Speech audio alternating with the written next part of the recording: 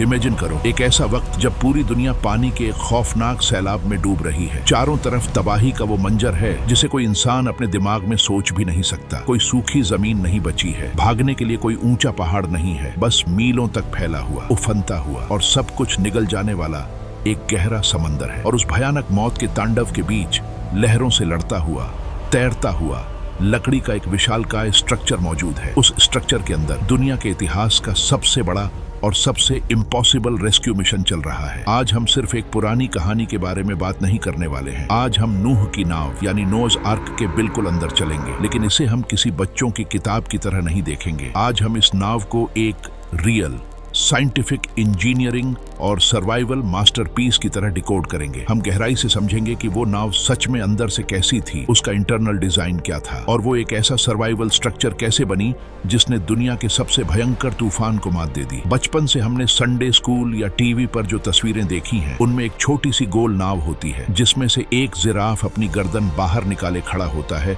और कुछ बंदर खेल रहे होते हैं। लेकिन आपको जानकर हैरानी होगी कि असलियत इससे बिल्कुल अलग थी। वो कोई क्रूज शिप या नाव नहीं थी और ना ही वो किसी एडवेंचर के लिए बनी थी। वो असल में एक डार्क, भारी और बेहद मजबूत फ्लोटिंग सर्वाइवल बंकर था जिसे सिर्फ एक ही काम के लिए बनाया गया था, जिंदा बचना। लेकिन असली सवाल ये है कि अगर वो नाव पूरी तरह से बंद थी तो इतने सारे जानवरों ने अंदर सांस कैसे ली? हजारों जानवरों का वो वेस्ट या कचरा हर दिन कहां जाता था? इतने दिनों तक उनका खाना कैसे स्टोर किया गया? और सबसे बड़ा और इम्पॉसिबल सवाल, इतने भयानक तूफान में वो विशालकाय नाव पलटी क्यों नहीं? कैसे उस लकड़ी के बक्से ने समंदर के उस भयंकर दबाव को बर्दाश्त कर लिया? जरा उस वक्त के खतरे को महसूस करो। बाहर आसमान से मौत बरस रही थी, समंदर की लहरें पहाड़ों से भी ऊंची उठ रही थीं। नाव के अंदर सिर्फ 8 इंसान थे और पूरी दुनिया का भविष्य उनके हाथों में था। अगर उस नाव के डिजाइन में 1 इंच की भी गलती होती, अगर एक भी लकड़ी अपनी जगह से खिसक जाती, तो अंदर मौजूद हर इंसान और हर जानवर मारा जाता। ये कोई मामूली सफर नहीं था, ये पूरी मानव जाति का एक इकलौता लाइफ बोट था। अब जरा इतिहास के पन्नों को पलटकर पीछे देखो। आज से हजारों साल पहले, जब कोई एडवांस टूल्स नहीं थे, कोई क्रेन या मशीनरी नहीं थी, तब इतने बड़े स्ट्रक्चर को बनाना अपने आप में किसी चमत्कार से कम नहीं था। वो नाव लगभग 450 फीट लंबी, 75 फीट चौड़ी और 45 फीट ऊंची थी। प्राचीन दुनिया में इस स्केल का कोई भी कंस्ट्रक्शन एक ऐसा काम था जिसे करने के लिए सालों की कड़ी मेहनत और एक परफेक्ट ब्लूप्रिंट की जरूरत थी। बाइबल में इसके डायमेंशंस क्यूबिट्स में दिए गए हैं, जो कि एक इंसान की कोहनी से लेकर उसकी उंगलियों तक की लंबाई होती है। अगर हम आज के मॉडर्न मेजरमेंट के हिसाब से देखें तो ये नाव आज के फुटबॉल के 1.5 मैदान से भी ज्यादा लंबी थी। इसका कुल वॉल्यूम इतना ज्यादा था कि इसमें आज की मॉडर्न ट्रेन के 500 से भी ज्यादा मालगाड़ी के डिब्बे आसानी से फिट हो सकते थे। ये प्राचीन दुनिया का सबसे बड़ा कार्गो शिप था। और सबसे हैरानी की बात यह है कि इस नाव का डायमेंशन रेशियो 30:5:3 था। आज की मॉडर्न शिप बिल्डिंग की दुनिया में भी इस रेशियो को भयंकर तूफानों में सबसे ज्यादा स्टेबल माना जाता है। 1993 में साउथ कोरिया के एक world class ship research centre ने नूह की नाव के इस डिजाइन का साइंटिफिक टेस्ट किया था और उनका रिजल्ट हैरान करने वाला था। ये डिजाइन इतनी स्टेबल थी कि 100 फीट ऊंची लहरें भी इसे पलट नहीं सकती थीं। अब कुछ देर के लिए अपनी आंखें बंद करो और खुद को उस नाव के अंदर महसूस करो। हर तरफ घुप अंधेरा है जिसे चीरने के लिए सिर्फ कुछ मशालों और तेल के दियों की धीमी रोशनी है। बाहर लहरों के टकराने की भयानक गड़गड़ाहट है। देवदार की मोटी लकड़ियों के चटकने की आवाजें आ रही हैं। हजारों जानवरों की अलग अलग आवाजें गूंज रही हैं। उनकी भारी सांसें महसूस हो रही हैं और हवा में तारकोल और सूखी घास की एक अजीब सी गहरी गंध घुली हुई है। सोचो ये कितना डरावना और मुश्किल रहा होगा। शेर, भालू, हाथी और ना जाने कितने ही जंगली और खतरनाक जानवर एक ही छत के नीचे मौजूद हैं। उन सबको हर दिन खाना चाहिए, साफ पानी चाहिए और नूह के पास सिर्फ अपने परिवार के 8 लोगों की टीम थी। बिना किसी मॉडर्न मशीन के हजारों जानवरों को हर रोज फीड करना, ये लॉजिस्टिक्स और मैनेजमेंट का एक ऐसा इम्पॉसिबल चैलेंज था जिसे सुनकर ही बड़े बड़े एक्सपर्ट्स हार मान लें। और सिर्फ खाना ही नहीं, बल्कि अंदर सबसे बड़ा साइलेंट किलर मौजूद था और वो था वेंटिलेशन। इतने सारे जानवरों के लगातार सांस लेने से जो कार्बन डाइऑक्साइड पैदा हो रही थी और उनके वेस्ट से जो मीथेन गैस निकल रही थी वो किसी भी इंसान या जानवर को कुछ ही घंटों में खामोशी से मार सकती थी। अगर हवा के आने जाने का परफेक्ट रास्ता नहीं होता तो वो नाव बाहर से डूबने से पहले ही अंदर से एक गैस चैम्बर बन जाती। इसके अलावा बाहर समंदर का वो कहर था जो किसी भी आम जहाज को 2 टुकड़ों में आसानी से चीर कर रख देता। पानी का दबाव इतना भयंकर था कि मोटी से मोटी लकड़ी भी टूट कर बिखर सकती थी। आखिर ये लकड़ी का बक्सा जो बिना किसी इंजन या सेल के तैर रहा था वो इस प्रलय को कैसे बर्दाश्त कर रहा था। आखिर कैसे ये सब कुछ महीनों तक लगातार चलता रहा। लेकिन यहीं पर कहानी पूरी तरह बदल जाती है, क्योंकि नूह की नाव का इंटरनल डिजाइन कोई रैंडम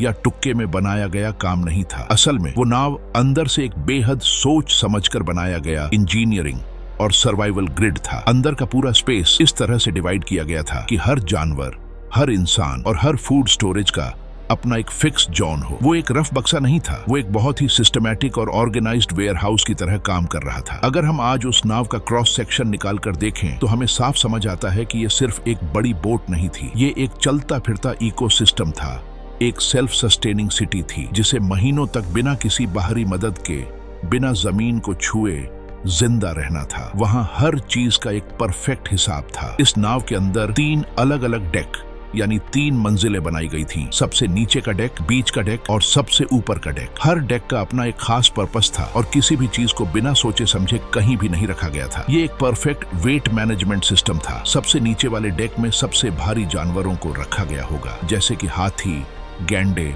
और बड़े आकार के जानवर। साथ ही भारी स्टोरेज भी वहीं था। ऐसा करने के पीछे एक बहुत बड़ा साइंस था। भारी चीजों को नीचे रखने से नाव का सेंटर ऑफ ग्रेविटी बिल्कुल नीचे रहता है, जो उसे समंदर की उन भयानक और विशाल लहरों में पलटने से पूरी तरह बचाता है। बीच वाले डेक में मीडियम साइज के जानवर, छोटे मैमल्स और रेप्टाइल्स रहे होंगे और सबसे ऊपर वाले डेक में नूह का परिवार, सारे परिंदे और वो जानवर रखे गए होंगे जिन्हें जिंदा रहने के लिए सबसे ज्यादा फ्रेश हवा की जरूरत थी। खाने का स्टोरेज भी ऐसे हिस्सों में था जहां से हर डेक तक पहुंचना आसान हो सके। इमेजिन करो, नूह और उसका परिवार हर दिन उन लंबे लकड़ी के डार्क कॉरिडोर्स से गुजरता होगा। लालटेन की रोशनी में जानवरों को चारा देना, उनके लिए पानी का इंतजाम करना, ये उनका डेली रूटीन था। ये कोई क्रूज का सफर नहीं था, ये दिन रात की एक बैक ब्रेकिंग मेहनत थी। वो हर दिन जिंदा रहने के लिए एक ड्यूटी निभा रहे थे। वेंटिलेशन की उस जानलेवा प्रॉब्लम को सॉल्व करने के लिए नाव के सबसे ऊपर एक खास खिड़की या ओपनिंग बनाई गई थी, जिसे हिब्रू में त्सोहार कहा गया है। ये नाव की छत के पास चारों तरफ 18 इंच की एक खुली जगह थी। गर्म हवा और जहरीली गैसें हल्की होकर ऊपर उठती हैं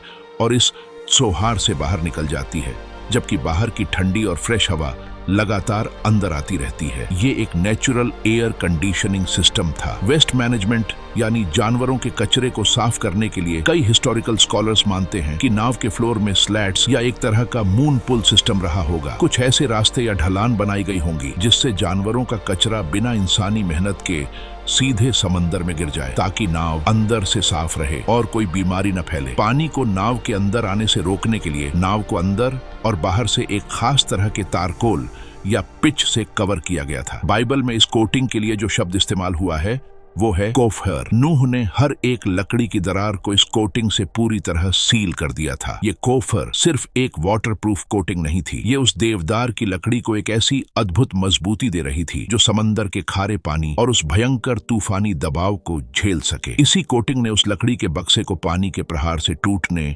और बिखरने से बचा कर रखा था। नाव की सबसे खास बात यह थी कि उसका कोई आगे या पीछे का हिस्सा नहीं था। उसमें कोई स्टीयरिंग व्हील नहीं था, कोई नेविगेशन सिस्टम नहीं था और कोई पाल नहीं था। वो नाव नेविगेट करने या कहीं पहुंचने के लिए नहीं बनी थी, वो सिर्फ और सिर्फ उस पानी के ऊपर सरवाइव करने के लिए बनी थी। अब ध्यान दो, क्योंकि यहाँ एक छोटी सी डिटेल इस पूरी कहानी का असली मतलब बदल देती है। हिब्रू भाषा में नूह की नाव के लिए तेवह शब्द का इस्तेमाल हुआ है। ये शब्द बहुत ही रेयर है। पूरी बाइबल में ये तेवह शब्द सिर्फ एक और जगह इस्तेमाल हुआ है, जो हमें बहुत कुछ सोचने पर मजबूर कर देता है। जब मूसा की मां ने उसे फिरौन के सैनिकों से बचाने के लिए जिस छोटी सी टोकरी में रखकर नील नदी में बहा दिया था, उस टोकरी को भी हिब्रू में तेवह ही कहा गया है। यानी तेवह का मतलब कोई जहाज नहीं है। इसका मतलब है एक ऐसा बॉक्स जिसमें आपका कोई कंट्रोल नहीं है, लेकिन जो आपको मौत से बचाकर जिंदगी की तरफ ले जाता है। नूह के पास उस नाव को कंट्रोल करने का कोई तरीका नहीं था। वो ये तय नहीं कर सकता था कि नाव कहाँ जाएगी, किस दिशा में मुड़ेगी या कहाँ जाकर रुकेगी। उसके हाथ में कोई स्टीयरिंग नहीं था। उसका काम सिर्फ उस नाव के अंदर रहना, और उस कंट्रोलर पर भरोसा करना था जिसने उसे वहां रखा था। उस भयंकर और अंधेरे तूफान में जब लहरें नाव को उठा उठाकर समंदर में पटक रही थीं, तब अंदर बैठे नूह और उसके परिवार के पास सिर्फ एक ही चीज थी, विश्वास। ये विश्वास कि जिसने उन्हें इस नाव को बनाने के लिए कहा है और जिसने उन्हें इसके अंदर भेजा है, वही उन्हें बाहर भी निकालेगा। वो 150 दिन जब पानी पूरी दुनिया पर हावी था, उस डार्क नाव के अंदर एक अलग ही तरह की शांति रही होगी। बाहर मौत का खौफनाक तांडव चल रहा था, पुरानी दुनिया खत्म हो रही थी, लेकिन उस भारी लकड़ी के दरवाजे के पीछे एक नई दुनिया की शुरुआत हो रही थी। वो नाव सिर्फ एक बोट नहीं, एक नया जन्म थी। और फिर आखिरकार एक दिन वो डरावनी आवाजें रुक गईं, आसमान से गिरती बारिश थम गई, लहरों का शोर खामोश हो गया और नाव ने एक जगह जाकर रेस्ट किया। वो अराफात यानी अरारात का पहाड़ था। तूफान अब खत्म हो चुका था। महीनों के उस लंबे, डरावने और बंद सफर के बाद जब नूह ने नाव का दरवाजा खोला होगा, तो सोचो वो कैसा पल रहा होगा। महीनों बाद सूरज की वो पहली किरण चेहरे पर कैसी लगी होगी, बिना तारकोल की गंध के वो ताजी हवा का झोंका कैसा महसूस हुआ होगा। वो एक पूरी तरह से नई दुनिया थी। असल में नूह की नाव सिर्फ एक ऐतिहासिक घटना या प्राचीन इंजीनियरिंग का चमत्कार नहीं है। अगर हम गहराई से देखें तो ये एक बहुत गहरी और स्पिरिचुअल सच्चाई की सबसे खूबसूरत तस्वीर है, जो आज भी उतनी ही रेलेवेंट है। जिस तरह से उस नाव को बचाने के लिए बाहर कोफर या पिच लगाया गया था जिसने तूफानी पानी को अंदर आने से रोका, उसी तरह आज भी हमें जिंदगी के तूफानों और जजमेंट से बचाने के लिए एक कवरिंग की जरूरत होती है, एक ऐसी चीज जो हमें महफूज रख सके। हिब्रू भाषा में कोफर का मतलब सिर्फ तारकोल नहीं होता। इस शब्द का गहरा मतलब एटोनमेंट या प्रायश्चित भी होता है, यानी वो एक कीमत, वो एक सैक्रिफाइस जो हमें आने वाले जजमेंट से बचाता है और हमारी कमियों को ढक लेता है। वो नाव ग्रेस या अनुग्रह का एक परफेक्ट सिंबल थी। जो कोई भी उस खुले हुए दरवाजे से अंदर आ गया वो बच गया, और जो अपने घमंड या अविश्वास में बाहर खड़ा रहा वो उस भयंकर प्रलय में समा गया। वो दरवाजा जब तक खुला था तब तक सबके लिए मौका था। आज हमारे पास शायद पानी का कोई ग्लोबल तूफान न हो, लेकिन हमारी जिंदगियों में तूफान आते रहते हैं। बीमारियां, फेलियर, डिप्रेशन, अकेलापन और डर के तूफान जो हमें अंदर तक तोड़कर रख देते हैं और हमें लगता है कि हम डूब जाएंगे। ऐसे वक्त में हमें भी एक ऐसे ही सर्वाइवल स्ट्रक्चर की जरूरत होती है, एक ऐसी जगह, एक ऐसा तेवाह जहां हम पूरी तरह से सुरक्षित महसूस कर सकें, जहां हम अपना स्टीयरिंग व्हील छोड़कर खुद को पूरी तरह से सरेंडर कर सकें। तो आज जब तुम इस वीडियो को देख रहे हो, खुद से ये सवाल जरूर पूछना, तुम्हारे जीवन का वो तेवाह क्या है? वो कौन सी जगह या वो कौन सी हस्ती है जो तुम्हें तुम्हारे जीवन के सबसे गहरे और सबसे भयानक तूफानों में डूबने से बचाती है? इस बारे में सोचना जरूर, क्योंकि आखिर में वो नाव सिर्फ गहरे पानी से बचने के बारे में नहीं थी, वो नाव उस पर भरोसा करने के बारे में थी जो उस गहरे पानी को भी कंट्रोल करता है।